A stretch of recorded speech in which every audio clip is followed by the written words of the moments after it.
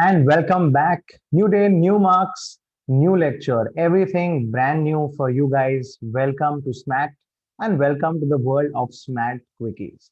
If you find anything difficult in direct tax or indirect tax or international tax, then I have an opportunity to simplify it for you so that you get really good marks in your exam. Today's session is on GST. So whether you're at CA Inter or at CA Final, you've come to the right place. Watch this video till the end to understand another exemption through a very short and very sweet manner. And we'll end it with an examination question. Guys, this chapter called exemptions, I can't even tell you how important it is. About 8 marks of your 40 marks, that means 1/5 of your entire GST comes from only one chapter, that is exemptions. And let's do it really well. If you've seen my earlier videos, I have put a lot of videos on GST as well, and some of them have also been on exemptions and the shortcut waiting in each of my videos. Guys, that's how I like to put it in my classes as well, both online as well as offline classes. I like to teach, I like to make you guys understand it, but not just that, I ensure that you by heart, you revise and you re-revise so that you're absolutely ready for the exam. This video is going to give you a glimpse of just that. Here we go. So agriculture supply or agriculture, we're talking about an exemption on agriculture, guys. Very interesting, something that can be there in your papers. And we'll understand the concept through a nice shortcut, a nice story, and then we'll have a look at an exam question as well. Guys, first up, what does exemption do? Exemption is a very happy thing. Why is it such a happy thing? Because, guys, exemption for the ultimate consumer makes things cheaper. When you exempt some supply, that means you don't charge GST on it. Example, something you buy for 100 and there's no GST, so you only have to pay 100. Otherwise, you as a consumer would have to pay 100 plus GST. So exemption is a great thing. And today's exemption is on agri supply. So on agriculture, is there GST or not? We'll have a look at it. If you've studied DT, you already know agriculture has a lot of benefits on direct tax. That means they don't have to pay income tax on a lot of their incomes. But even on GST, there is a lot of benefit on agriculture. Let's try and see how it happens through a small diagram here. Guys, this land is an agriculture farmland. So first, when you rent out an agriculture farm, someone is renting it out to you. He charges you money, but he will not charge you GST because it is for agriculture purposes. Next, guys, you will buy seeds for it and you will plow and you will do harvesting and you will do plowing, etc. And you will put the seeds. So buying seeds, etc. will also, someone will charge you money, but they will not charge you GST. That is also exempt. Then on that, guys, you will want farm labor. What is this farm labor? Farm labor are basically people who will help you grow. Guys, your intention is to grow sugarcane, example. So your intention is to grow sugarcane. To help you grow that sugarcane, you need labor. So someone supplies you labor. They will charge you money, but they will not charge you any GST. Plus, on cultivation, guys, on cultivation of the sugarcane, example, plowing it, then laying down the seeds, then helping it grow, then putting fertilizers, harvesting it, all that process, guys, will not be subject to any GST. And here your sugarcane is ready, guys. The moment your sugarcane is ready, you will load it, you will unload it, you will store it in a warehouse. All that, also someone will charge you for loading, unloading, storing, warehousing, but that will not be subject to GST because it's agriculture produce. Not just that, guys, marketing it.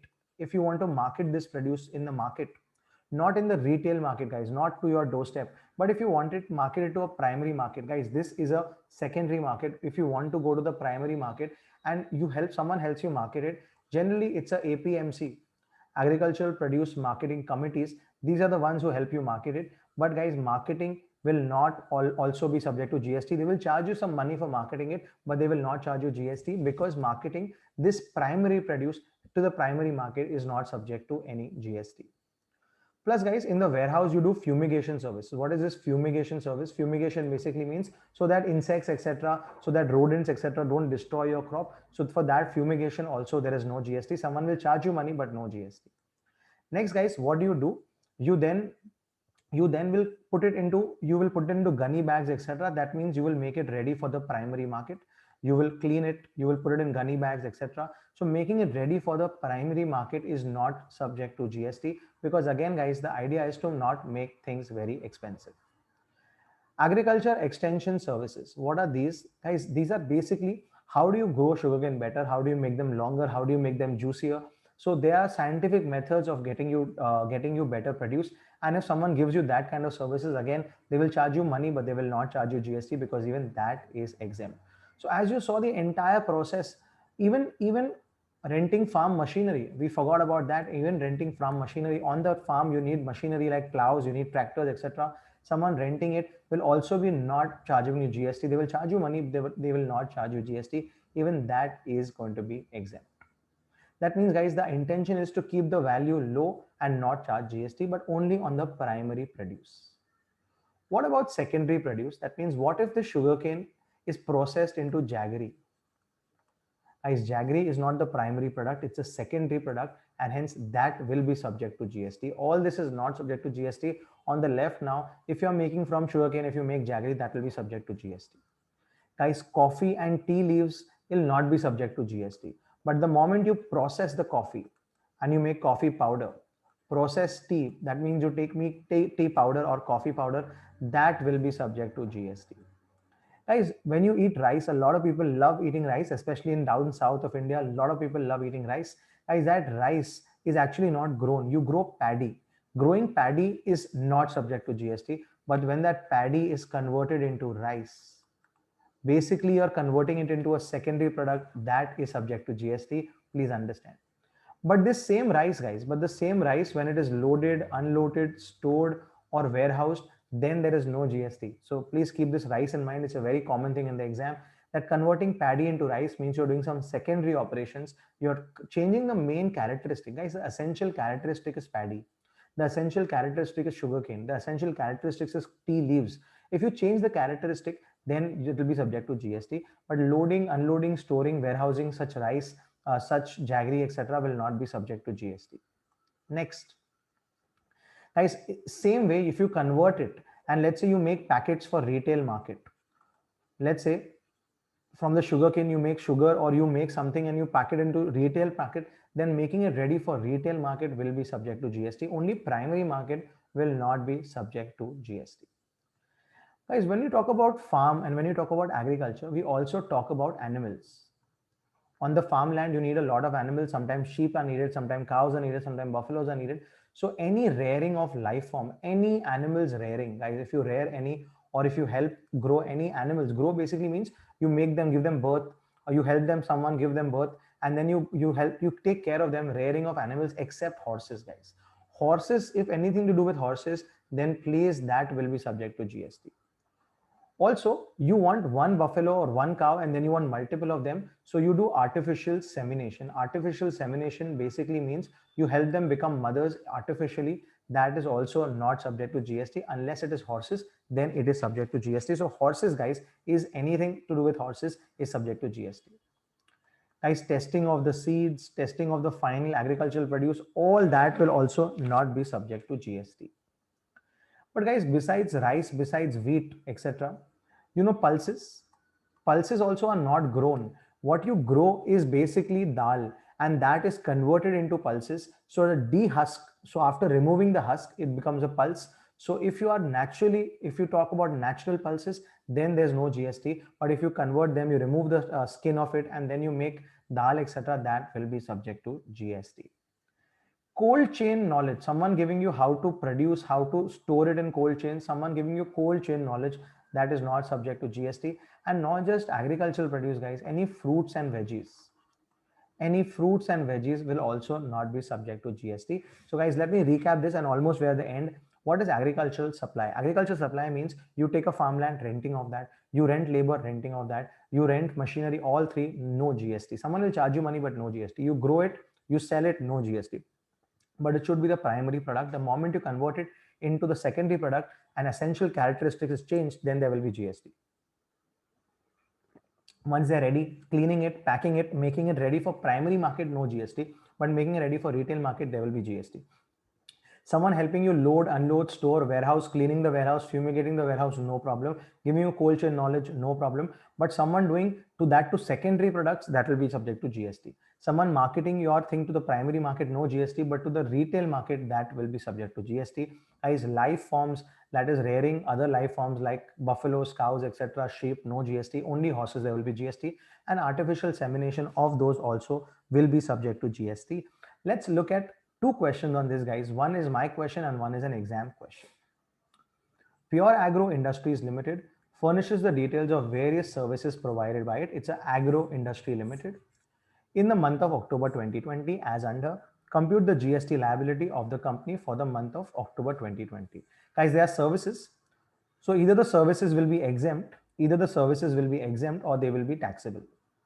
So exempt, we will put a dash, taxable, we will put the number, and services are always charged to tax at the rate of GST of 18%, IGST and CGST SGST 99%. Let's have a look at it, guys. First one, supply of farm labor. Someone is supplying you farm labor. They will charge you 43,000, but no GST. Warehousing of refined vegetable oil. Guys, it's not vegetable, it's vegetable oil you're warehousing. So this will definitely be subject to GST. 1,25,000 will be subject to GST.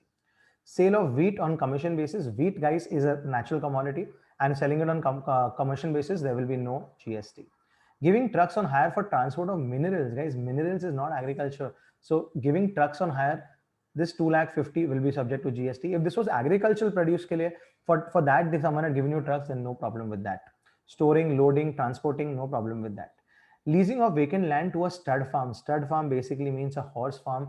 Unfortunately, horses are not covered, so that will be subject to GST. Renting of farmhouse, great. But for what? For marriages and birthday parties, of course, that will be subject to GST.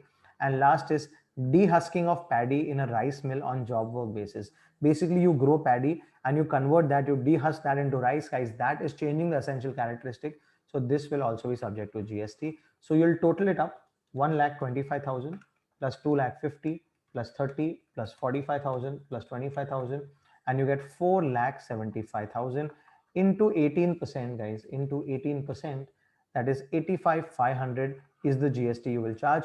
If it's interstate, then IGST. If it's intrastate, then CGST, SGST. Guys, let's look at an exam question also and see how well we do that in an exam question as well. Let's have a quick look at an exam question. Guys, the exam question is right here on the screen. Green Agro Services, a registered person, provides the following information relating to its activities during the month of Feb 2020. I hope it's visible, guys. I'm just going to increase the font so it's visible to everyone. Guys, I can't write it on the screen because it's a PDF, but we will definitely answer it one by one. Service relating to rearing of sheep, guys. Rearing of sheep is no problem. So 6 lakhs will be exempt. Someone will charge you money, but there will be no GST element on that. Next, services by way of artificial insemination of horses. Guys, if it's horses, that's the reason it's taxable. If it was any other animal, it would not be taxable. Processing of sugarcane into jaggery, our example, guys. Sugarcane is okay, but when you convert into jaggery, you're making a secondary product, you're changing the essential characteristics, so that will be subject to GST. Milling of paddy into rice, unfortunately, will be subject to GST. Services by way of fumigation in a warehouse of agricultural produce, guys, this one will not be subject to GST. So whatever is subject to GST, will add it and you will multiply it. All the above services are exclusive of GST. Compute the value of taxable supplies. They've only asked you value of taxable supplies. They've not asked you tax. You will not multiply it by 18%. That is the answer. Guys, the underlying point is agriculture should not be made expensive because ultimately it helps the entire nation. So hence they've kept agriculture out of DT also and out of GST perspective also through these exemptions. But please remember, guys, things like pulses, things like jaggery, things like coffee beans, coffee powder, tea powder, anything that you process, especially paddy into rice, all that is not subject to the exemption that will be chargeable to tax. But the warehousing of that, the storing of that, the loading of that, the unloading of that, the transporting of that, that's perfectly okay. That is subject to the exemption from GST. I hope you understood this, guys. Exemption can be 1/5 of your GST. So if you're studying exemption chapter last, don't do it. Study first, get it out first. And my videos are going to always help you to understand complex topics like this one. All the best.